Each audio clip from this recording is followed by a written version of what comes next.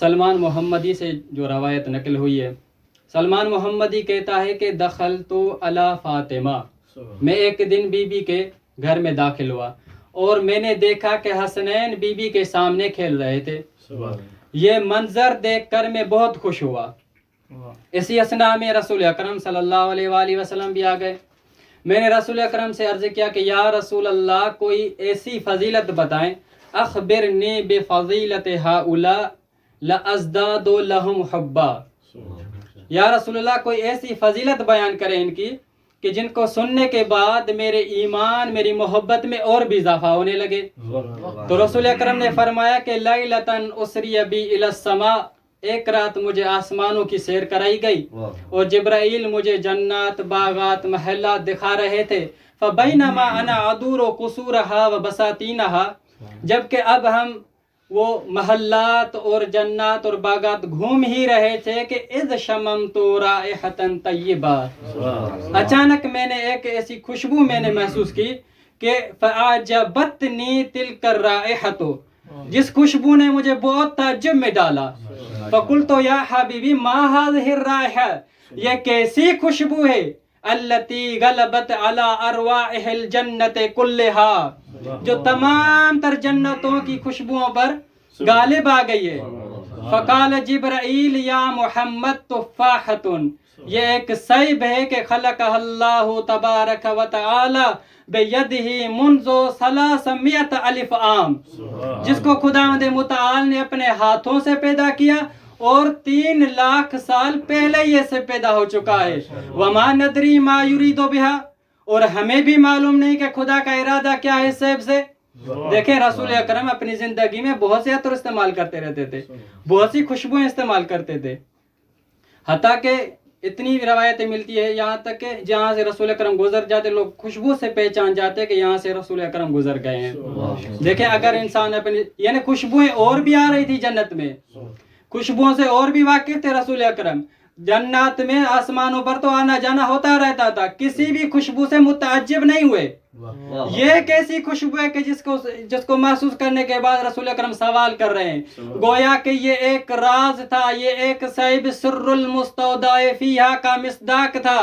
اللہ اکبر، یعنی یہ پہلی مرتبہ خوشبو رسول اکرم محسوس کر رہے تھے، اور جبرائیل کا فوراً یہ کہنا کہ یہ ایک سیب ہے، جبرائیل پہلے سے ہی واقف تھے، جبرائیل پہلے سے ہی واقف تھے کہ یہ ایک سیب ہے، لیکن جبرائیل کو یہ جرت اور اجازت نہیں تھی کہ اس سیب کے قریب جاتے اور اپنے بال و پر کو خوشبو سے اور بھی معطر کرتے، تاکہ جب زمین پر آنا جانا ہو تو رسول اکرم بھی سوال کرتے کہ بھائی آج کیسی خوشبو لائے ہو۔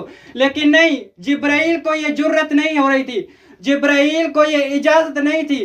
جب یہ وجود فاطمہ سلام اللہ علیہ زمین پر آ گیا تو اسی وجہ سے رسول اکرم فرمایا کرتے تھے کہ جب بھی میں جنت کا مشتاق ہوتا تھا، جب بھی مجھے جنت کی خوشبوؤں کا اشتاق ہوتا تھا تو میں کیا کرتا، فاطمہ الزہرا کے ہاتھوں کا اور پیشانی کا بوسہ لیتا تھا، کیونکہ اب مجھے آسمانوں پر جانے کی ضرورت نہیں ہے، وہ تحفہ تو خدا نے مجھے زمین پر دے دیا ہے، بلکہ آسمانی مخلوق سکان سماوات والارض ساکنین جنات اب میرے دروازے پر آتے ہیں اور اس خوشبو سے معطر ہو کر آسمانوں پر جا کر فخر کرتے ہیں۔ حیدری بر محمد و آل محمد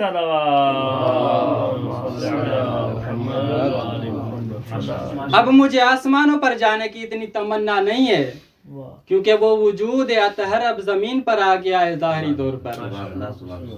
جبرائیل رسول اکرم نے کہا کہ فبینما انا کذالک، ابھی ہماری گفتگو چل ہی رہی تھی کہ اذ رأیت ملائکۃ معہم تلک التفاح، میں نے دیکھا، یعنی میں آسمان پر ہی تھا، میں نے دیکھا کہ ملائکہ میری طرف آ رہے ہیں اور وہی سیب لے کر آ رہے ہیں، اور میری بارگاہ میں آ کر کہا کہ ربنا السلام یقرئ علیک السلام، ہمارا رب سلام ہے اور تم پر درود و سلام بھیج رہا ہے، یہ تحفہ خدا نے آپ کو پیش کیا ہے۔ میں نے وہ سیب لیا، اخذت تلک التفاح ووضعت تحت جناح جبرائیل۔ آج جبرائیل بھی فخر کرتے ہوں گے کہ 3 لاکھ سال پہلے جس سیب کو میں صرف دیکھ ہی رہا تھا، جس کے قریب جانے کی مجھے جرت نہیں ہو رہی تھی، آج وہی سیب میرے پروں کے نیچے ہے۔ رسول اکرم نے کہا میں نے وہ سیب لیا، جب ہم زمین پر آئے، جب میں نے وہ سیب تناول کیا، اس سیب سے ہمیں ایک اولاد ہوئی. فَأَوْحَى اللَّهُ إِلَيَّ أَنْ قَدْ وَلَدَ لَكَ حُورَاءٌ إِنسِيَّةٌ، ہم نے آپ کو ایک اولاد عطا کیے. فَزَوِّجِ النُّورَ مِنَ النُّورِ، یعنی فاطمہ من علی، بس آپ اس نور کا دوسرے نور کے ساتھ نکاح پڑھ دیں. قَدْ زَوَّجْتُهَا فِي الْجَنَّةِ، میں نے ان کا نکاح جنتوں میں، آسمانوں میں پڑھ لیا ہے. وَجَعَلْتُ خَمْسَ الْأَرْضَ مَهْرَهَا، اور میں نے 5 زمینیں اس کے حق مہر میں لکھ دیے. وَسَتَخْرُجُ مِنْهُمَا ذُرِّيَّةٌ طَيِّبَةٌ، ان قریب ان سے ایک ذریت طیبہ ہوگی. پھر اس ذریت سے یعنی امام حسین علیہ السلام سے 9 ائمہ ہوں گے. لیکن افسوس کہ یقتلون و یخذلون، ان ائمہ کو چھوڑا جائے گا، ان پر ظلم و ستم کیا جائے گا، ان کو قتل کیا جائے گا. فویل لقاتلہم وخاذلہم، بس خدا کی لعنت ہے اور بدبخت ہیں وہ لوگ جو ان کو قتل کرے اور جو ان کو چھوڑ دے.